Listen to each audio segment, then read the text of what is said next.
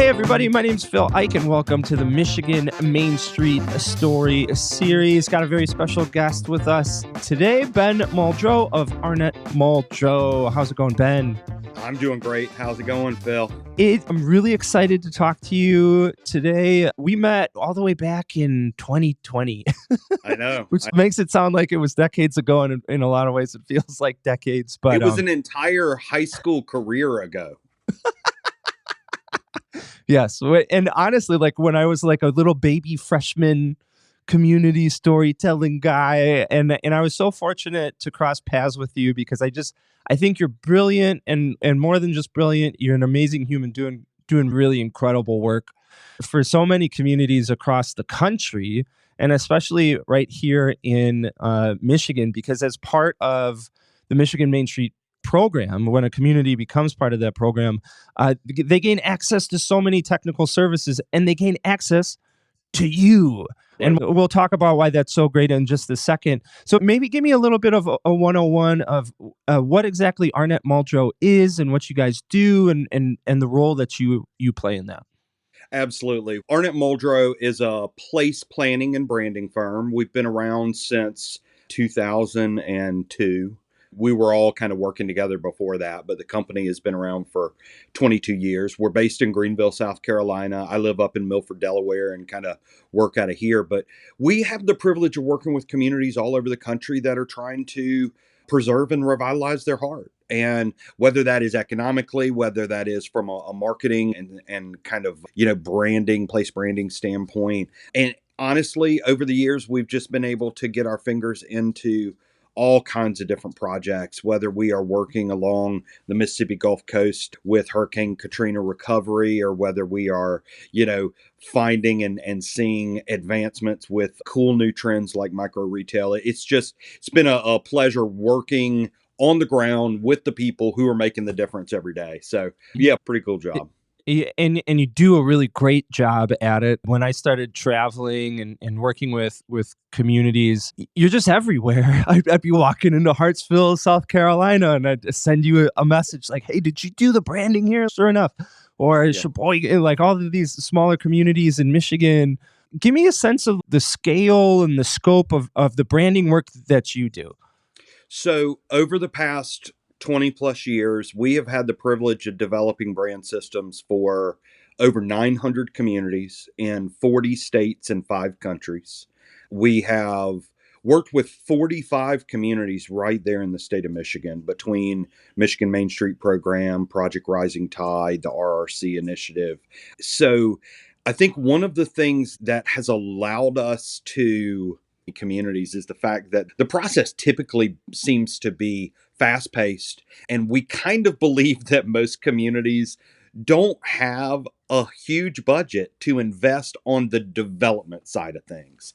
So we have found that sweet spot of being super efficient, still focused on giving a lot of product, but being able to get it in people's hands quickly.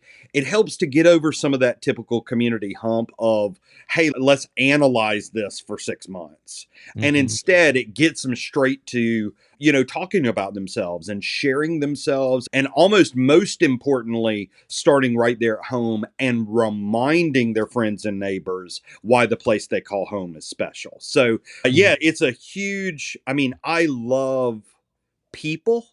And it's funny that I have a place related job. And the reason why I have a place related job is because I love people.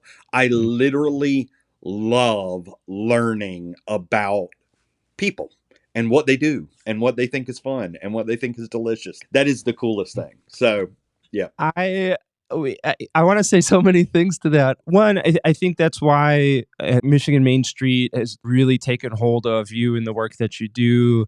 You see it here with the Michigan Main Street Story Series. Like they have a very specific value on the people behind the place and why that is important and why they are important. It's more than just historical preservation or small businesses or downtowns, all of which are incredibly critical. But without those things, or without people, like none of those things matter. And to be able to connect with someone like you who has that really people-centered approach to the work, I think is so critical because it's more than just, hey, how do you like these colors?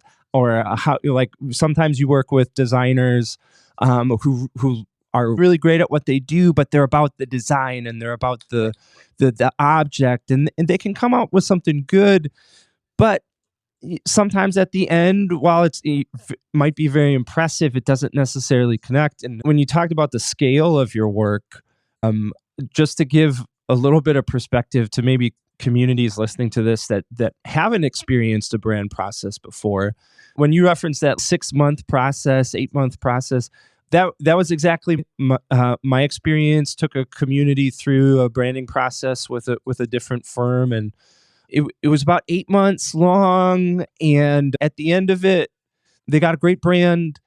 But like that length of process, I think kind of hindered the community to a certain degree. Like they didn't need it to be an 8-month process. It could have been a 2-week process with the amount of back and forth. And over time, it's like you spend so much time looking at that blue. Do I really like that blue? Or what about this? And just that process, like it just kind of infects your brain, and and in the Absolutely. end hurts the brand that you end up with. So I And, and timeline. I think, one of the best ways I can describe it is most communities treat it like they are designing and picking out a tattoo, and they should be treating it like they're picking out a shirt. You Mm, know, this is, you need to be nimble. You need to be able to change based off the circumstances. You need to be able to wear a shirt to wear in the yard, and then you need a different shirt to go and wear to a wedding. And like being able to create that wardrobe of a brand system is actually remarkably easier than picking a tattoo. And if mm, we can move communities away from that tattoo mindset, we can open up the doors to, what?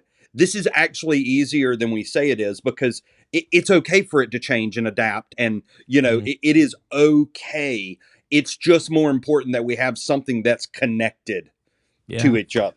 So, I think about the example of Starbucks, the original Starbucks logo. If you Google it and you're like original Starbucks logo, it's this mermaid thing. And what is a Starbuck anyway? And people use that as an example, one, to see how the brand has changed over time and yeah, uh,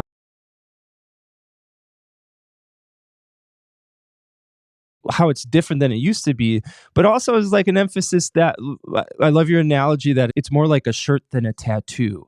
If you've ever started a business or you run a business, you know that one of the rabbit holes you can fall down is, what do I want to call it? And then what is my logo? And you spend infinite hours like on Canva or playing with colors and things like that. When in the end, you just got to put on a good enough shirt and then get to work and then improve exactly. that shirt as you like, depending on the occasion and as you grow and adapt. And so that's really why I love your process. So maybe let's dig into it a little bit.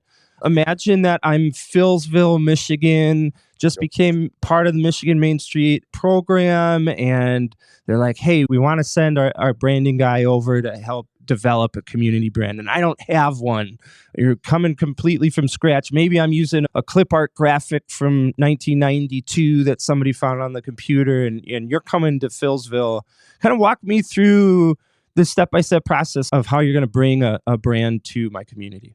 Absolutely. And I'm gonna hit you with two short processes. So the first is actually pretty exciting. Been working with Michigan Main Street. We've got a whole new wave of engaged communities that are interested in making their way into the Main Street program. Typically, I am delivering the branding assistance service in the second year of them being in the Main Street program.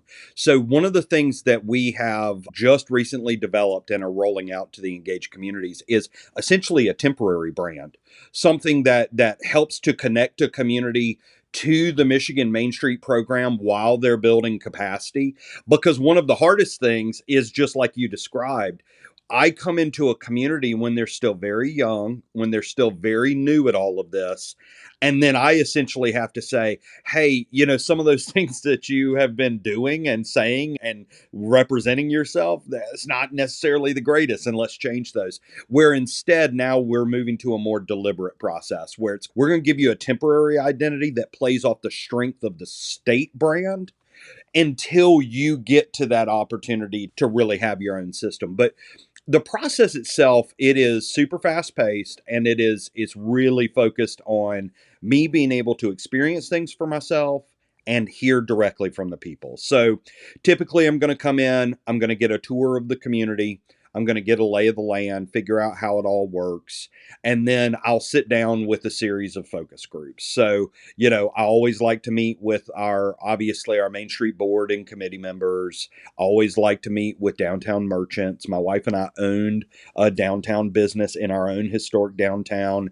That is one of our huge stakeholders. I always like to meet with other governmental and organizational partners, investors and stakeholders in the district.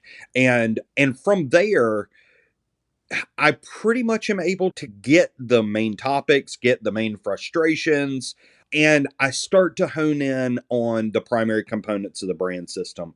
And I think one of the interesting things about a community brand system is it's not one piece. For a Main Street organization, they have an organizational identity that they are the curator of and that they are building advocacy for. And then they are the stewards of their district brand, whether that's a downtown or a character district.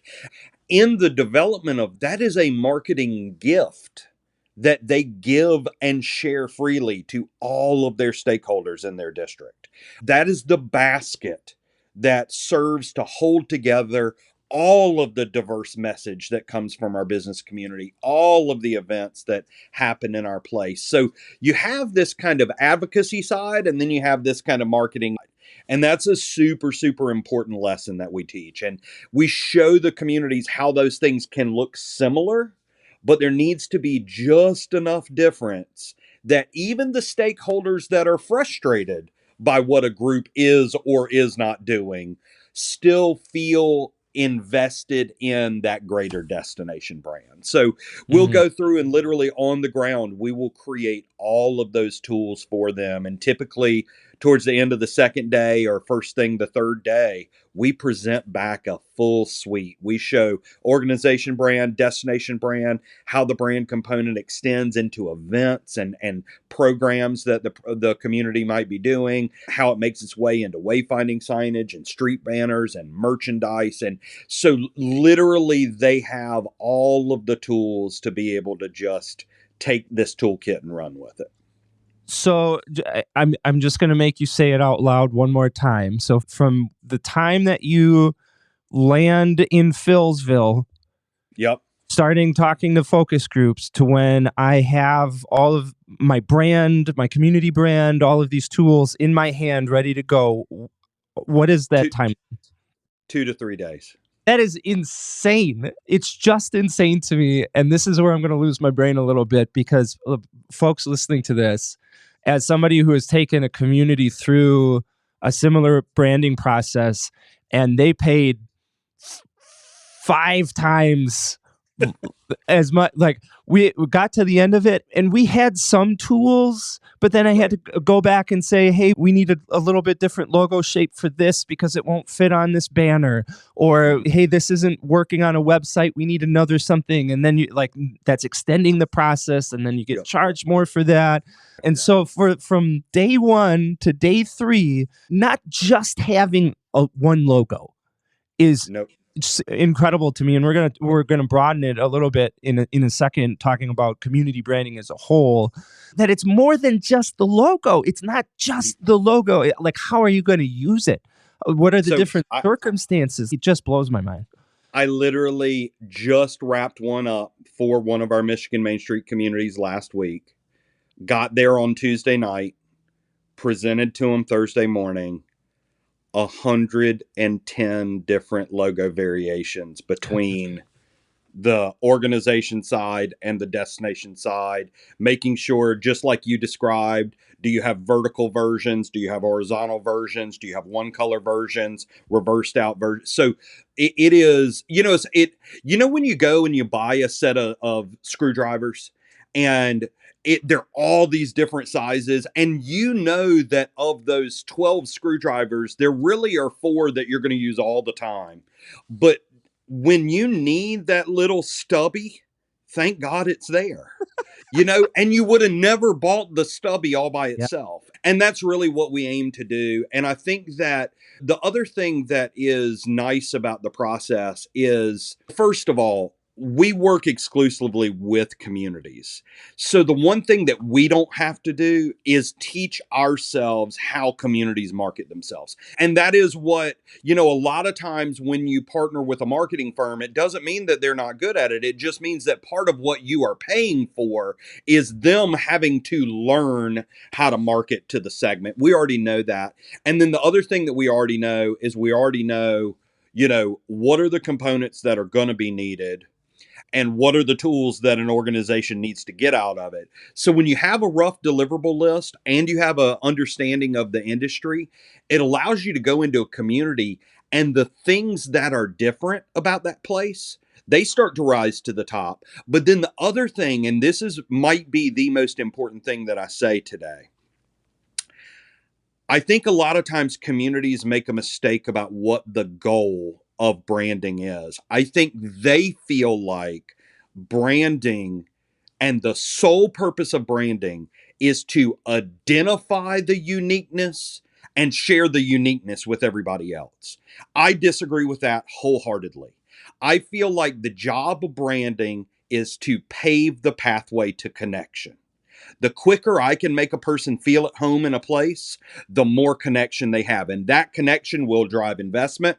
It will drive economic impact. It will drive passion and emotional connection to the place. So it's almost the opposite. I'm not trying to identify what's the most foreign about the place. I'm Mhm. trying to figure out all the ways that a person can quickly say, wow, I just really love how it feels here. Because if Uh, they feel good there, they will come back over and over again. yeah. So we're going to dive into that with the role and purpose of branding. Before we get there, though, I want to emphasize to folks listening or watching this what you said about that you only work with communities. And I think that's a really important distinction, especially for communities who haven't explored branding before and they're new to that process. They don't have any experience in this realm. When you start looking for agencies or somebody to help you out, you're going to hop on Google and you're going to like branding firm, Yep. Michigan, and you're going to find so many good ones. There's so many really amazing people doing really Absolutely. great work. The but what you're going to find is like an artist specializes in spray paint or in oils or in sculpture.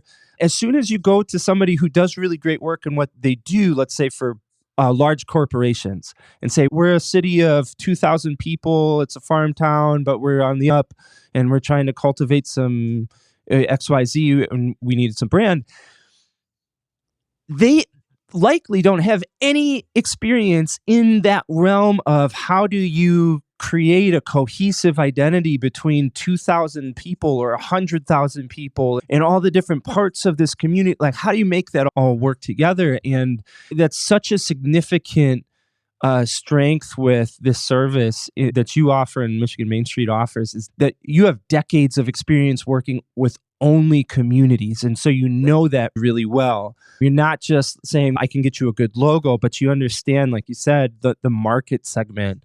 And that I want to make sure that people, when they hear that timeline of 3 days, you go to arnettmuldrow.com, check out the brands, go to any Michigan Main Street community, check out their brands, and you're going to see that it's great. Like the value there is really incredible. Some communities paying 80 grand and a 6 or 8 month process. It's something that they receive through becoming part of Michigan Main Street. And sometimes that's the hurdle for communities. It's a cost, and they get a quote and they're like, it's going to cost us almost 100 grand for quote a logo.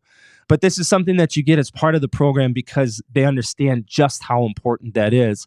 And Exactly. that leads us to this next question is, why is community branding important? Some communities saying we've got that thing, that kind of seal, that city seal on our trucks or whatever. Do we really need this? Is this important? So tell me, Ben Muldrow, why is community branding important? So I love this question. When I first started doing this, the first community that I ever worked with on a project like this was in January of 2002. And I had been in the corporate world and I was a branding manager. My first job out of college was I was a strategic branding manager. I got offered a job and had never heard the phrase branding before. It was right on the front end of branding being this kind of popular buzzword. So I had a job, I didn't know what it was. I like learned on the ground, and then I started to work with communities, and I realized, I went in and I was like, wait, so there's a city government and they have their logo and they're doing their thing. And then, but they have a Parks and Rec, and their Parks and Rec looks completely different. But then there's also a chamber. They're doing this stuff. And then there's no coordination whatsoever. Oh God. And the CVB, they've got a huge marketing budget, but they don't look like anybody else. And then you have Main Street. And I remember it was Concord, North Carolina. And I was like, what you all need is you need a community brand. And they were like, what does that mean? And I was like, I don't know. I've never heard it before, but that's just what it seems like you need. I think at the end of the day, the reason why community brands are important is they are visual indications that all of the organizations that are striving to make a place better are on the same team. Mm. It is a visual sign of coordination. It doesn't mean they all have to look exactly alike. Doesn't mean that, each one of them exists for a reason, has a different audience, has a different purpose. But can you imagine if our sports teams all had different uniforms on? It's just like there is just some sort of energy that comes out of knowing that there are many different stakeholders that are flying this community's flag, and they are putting their own organizational identity secondary to the banner that is the place that people are passionate for. And that's really the purpose of it. Um, yeah, it's a visual indication of being a community. Right. Like Right. we've had previous conversations where we talk about like you can be a city that have like where a lot of people happen to live in the same square mile, and we have people that live next to, and we've got businesses, but that doesn't make you a community. It's that connection, it's that unity that makes a place into a community. And if you look around your community and you don't see signs of that togetherness, it becomes really hard to have a cohesive community when you stand up in front and say, we're in this together, we're all working together. And but then what your eyes see is them doing that and they're doing something else, and I don't know what they're doing over there. And so here's visual proof that we are who we say we are. We are a group Yep. of people. Even though Parks and Rec is different from the chamber, we all understand that we're all part of this. We're all team members. Imagine playing a basketball game and every member of your team is wearing different uniforms. Like, how's that going to go? Like, sooner or later, you might be successful. You might make a basket or two. You might be able to recognize their face, but it's going to be complete chaos. All Mhm. because when you look, You don't even know who to yeah, award the point to. That's the thing. It's at the end of the day, when you score a basket, the team gets the points, not the person. And most of the time, and I do think that that has changed over the past 20 plus years. But when I first started doing this, it was everybody's in it for themselves. Like mm, it was the chamber wanted to focus on the chamber and wanted to make sure everybody knew what the chamber did and mm, nothing else mattered. And you had all these different silos. And, there's so many different ways to kind of talk about it. I think that, Phil, you and I have had some phenomenal conversations in the past about the differences between branding and storytelling. And, they're not the same thing. I believe that storytelling captures some of the truest, richest, most powerful components of a story and of a place. It's the essence that people truly feel part of something. I do feel like branding is a foundational and structural component that helps to connect stories, keep stories together, and leverage their potential impact to maximize the preservation and longevity of those values. And so I think it's always important to say they're not the same. Mm-hmm. They are very important tools that play off of one another. A community can have a solid brand and have very little soul and very little story to tell. And other communities can be unbelievably story rich and lack the vehicles to share them and therefore realize their values. You can correct me if I'm misrepresenting this, but I'm going to riff on this kind of storytelling, branding connection that you're making in that the saying of you can't judge a book by its cover, but we absolutely do. We judge books by its cover. We judge wine by its labels. We If a book does not have a great looking cover, the chances of me picking it up off the shelf and saying, "Oh, this looks like a book that I'm interested in and it makes me want to read more," almost zero. If it's junky, if it's cheap, if it's ripped, if it's even sloppy, that communicates to me either on a conscious level, but often an unconscious level, that this isn't going to be worth my time. That they didn't care enough about the story inside it to represent it accurately or attractively on the outside. And so I'm going to pick that up and I'm going to say, no. And I'm going to put it back on the shelf and I'm never going to look at that book again. And so I think the connection between branding and storytelling that's the inside. That's the meat and potatoes that says, hey, now that you've opened this book, let's tell you all about why we love this community and what makes it great and how we want you to be a part of that too. The cover is what gets people there, vice versa. If you have a really great cover, but not a lot of stories to tell, like, you've got to figure that out. But I love this idea of kind of this metaphor of branding is that cover of the book, understanding that we absolutely judge books by its cover, like we judge everything. And so here's a first step in saying, hey, we are proud of our community and we're proud enough of our community to say we want to look good too. And that opens up this avenue of connection that wouldn't have existed otherwise. Absolutely. And to take it one step further, you talk about books. Sometimes you're drawn to a book because its cover you can tell it's old. Sit here and I look behind me. I have all kinds of books behind me. I've got one right over there that us both having books all behind us. I know. I've got a history book from my community that the spine and the cover relatively nondescript, but it's from the early 1800s. And its age is what is intriguing about it. I have others that are beautiful and clean and new and fresh and vibrant. And the thing is, there is no one good.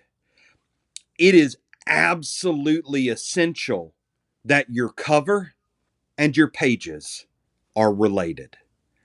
And that is where that convergence of branding and storytelling come together, is making sure that they're in sync and making sure that one has not created a discrepancy between the other, leaving the people that are trying to connect feeling lost.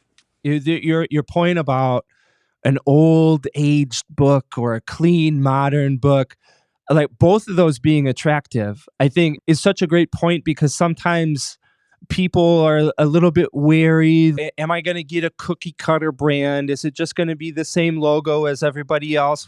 We've got, 4 districts instead of 5, or, he's going to change the colors. But you backed it up with your second point there, in that they have to be connected, because if I'm told one thing through the branding and then I open up the book and it's something completely different, it still might be good, but there's a part of me that feels like I've been tricked or I've been lied to, or it feels disingenuous, or now I'm spending most of my energy thinking about, okay, what is this really, as opposed to being fully invested into that story or that community. And so it kind of connecting those things.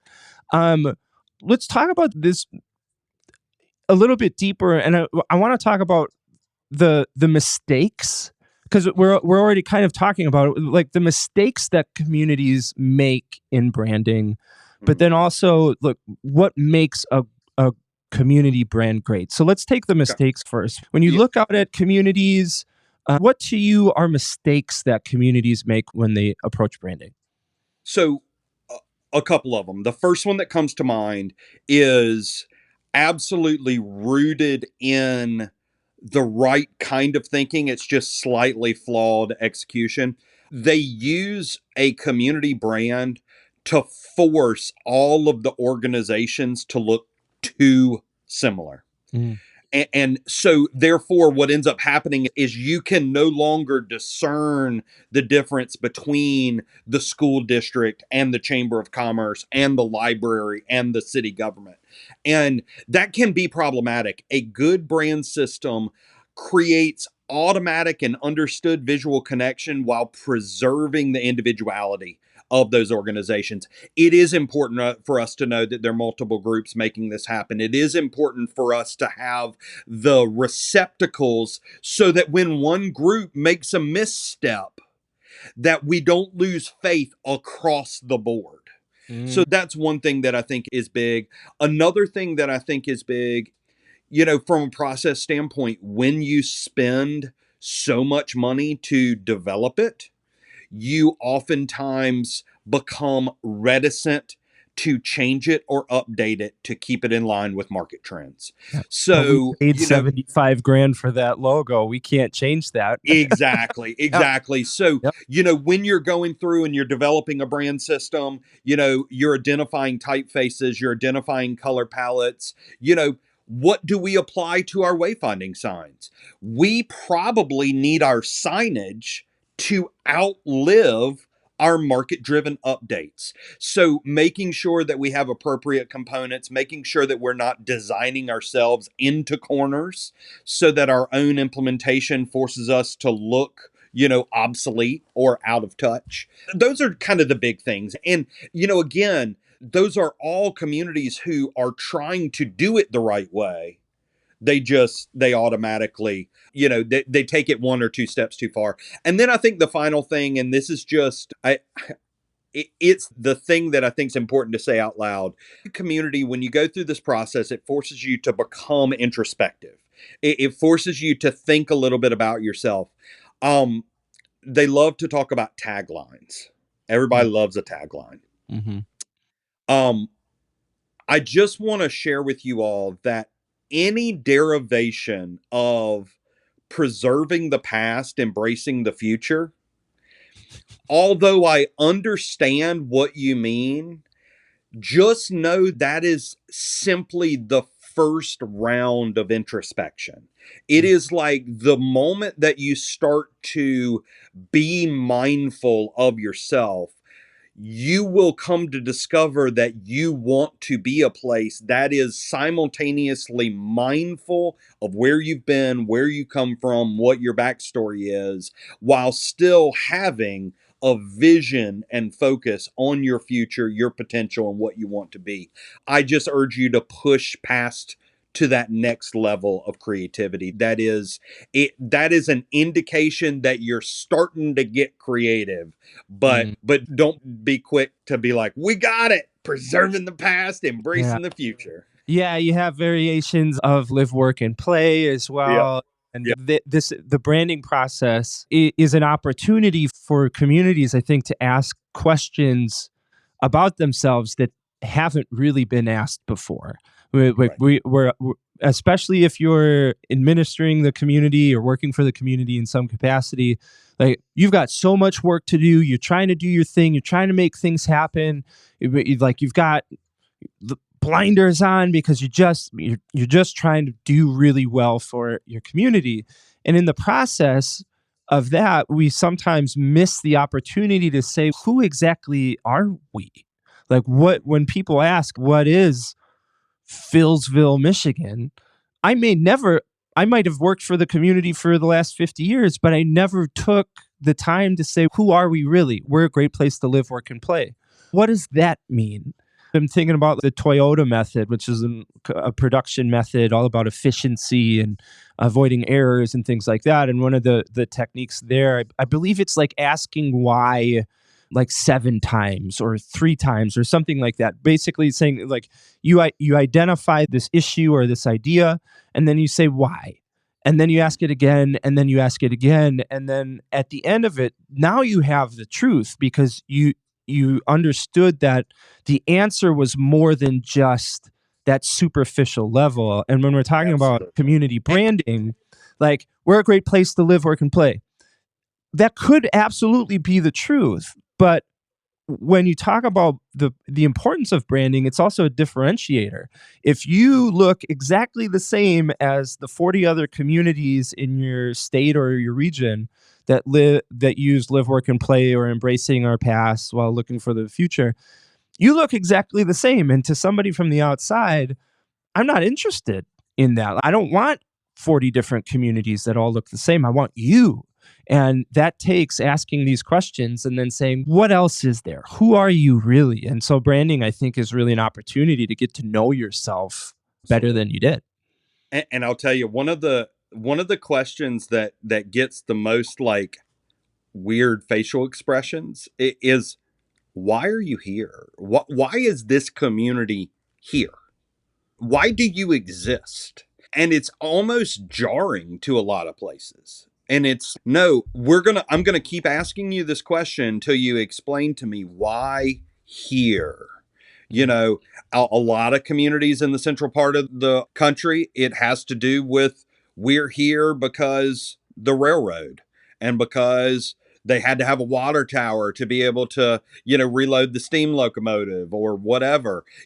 On some of our coastal regions, it's going to be, this is where this water, body of water, this river, it's why. Why are you here? Why is the economy here? And maybe, I don't know, maybe I've done this too long. I believe that there is an essence that draws people to congregate in a place. Mm. And if you keep asking the question, you start to drill down to the essence. And if you can integrate that essence into the identity, then you have created a brand that will always be connected to the place without tying its hands and, dictating what its future should be. I it is absolutely not that you've been doing it too long. I was sitting in the car yesterday driving, and I was thinking about that. Like you go into a community, and you've been in considerably more communities than I've been, but you go into a community and like you can feel the energy.